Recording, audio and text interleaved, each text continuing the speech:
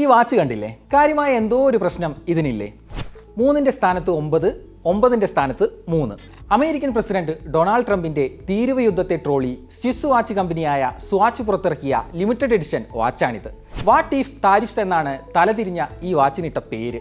സ്വിറ്റ്സർലാൻഡിനുമേൽ Trump ചുമത്തിയ 39% ഉയർന്ന തീരുവയെ പരിഹാസരൂപേണെ വിമർശിക്കുകയാണ് swatch. 39% തീരുവയെ സൂചിപ്പിച്ചുകൊണ്ട് സാധാരണ വാച്ചിൽ 9 വരേണ്ടയിടത്ത് 3നെയും 3 വരേണ്ടയിടത്ത് 9നെയും പരസ്പരം സ്ഥാനം മാറ്റിയാണ് സ്വാച്ചിന്റെ പരിഹാസം. ഏതായാലും വാച്ചിന് വലിയ ഡിമാൻഡ് ഉള്ളതിനാൽ ഉൽപ്പാദനം കൂട്ടാനാണ് കമ്പനിയുടെ തീരുമാനം. സ്വിറ്റ്സർലാൻഡിൽ മാത്രമേ ഈ വാച്ച് വാങ്ങാൻ കിട്ടൂ. 139 സ്വിസ് ഫ്രാങ്ക് ആണ് വില, അതായത് ഏകദേശം 15,000 രൂപ.